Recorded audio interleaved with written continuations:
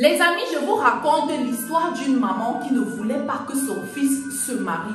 À chaque fois que ce dernier venait à la maison avec une femme, la maman lui jetait comme un mauvais sort. Elle lui envoyait quelque chose qui faisait en sorte que la fille se sentait comme quelqu'un qui revenait de l'au-delà, qui était comme quelqu'un qui venait de nulle part. La fille ne reconnaissait même plus la personne qui était assise à côté d'elle et à chaque fois décidait de s'enfuir.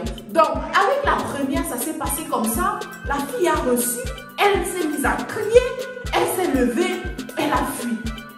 Quelques mois plus tard, le monsieur revient avec une nouvelle fiancée parce qu'il voulait se marier, il avait besoin de se marier, il voulait se caser. Sauf que quand il arrive encore, dès que sa mère sort, même scénario, la fille sursaute, elle prend peur, elle ne remarque pas où elle est, elle s'enfuit.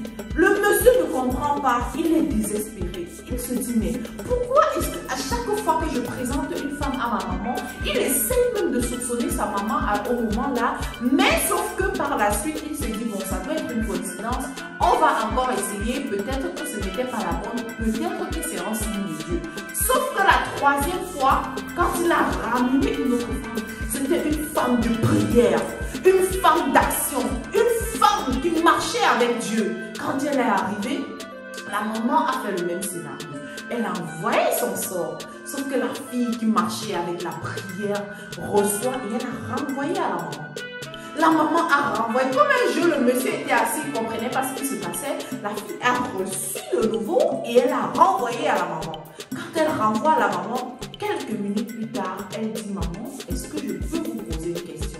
La maman, complètement gênée, ne sachant pas très bien quelle pourrait être la question, elle accepte quand même parce qu'elle jouait à la maman gentille à chaque fois.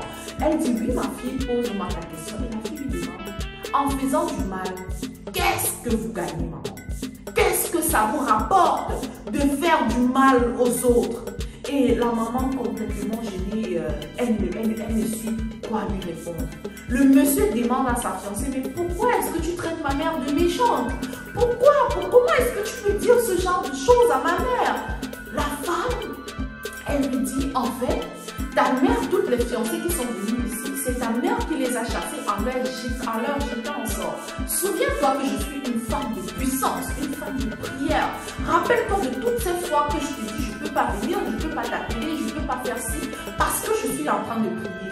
Eh bien, voilà le moment venu que je te prouve que la prière a tout fait. Et elle a dit à sa belle-mère, maman, je suis venue pour rester. J'aime votre fils. Je veux et je vais l'épouser. Vous n'allez rien y faire.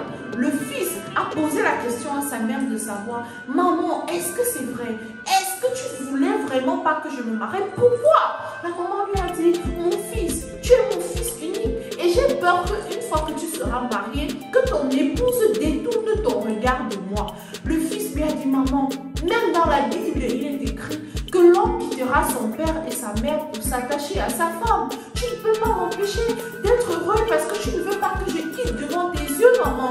Maman, écoute, tu vas devoir retourner au village et de temps en temps, je viendrai te rendre visite là-bas parce que je sais que si je te garde chez moi, tu ne vas pas faciliter la tâche à ma femme. Et donc, voilà, la maman est retournée au village, mais la famille aurait pu garder la maman en exil et seulement si elle n'avait pas essayé de détruire le mariage jeune de son fils avant tout. Donc, voilà les amis, je ne sais pas ce que vous pensez de cette histoire, morale de l'histoire et tout. Dites-moi ce que vous en pensez. Honnêtement, cette maman n'avait pas besoin de faire ça. Je connais plein de filles maintenant qui n'ont pas encore pu être épousées parce que justement, la maman du fiancé ou de l'époux refuse catégoriquement de voir son fils engagé dans un mariage ou dans une véritable relation. Chère maman, pensez au bonheur de vos enfants en premier. Parce que quand on met un enfant au monde, on pense à son bien-être avant de penser au monde. Sur ce, les mamans, prenez soin de vous. Les fiancés, prenez soin de vous. Les fils,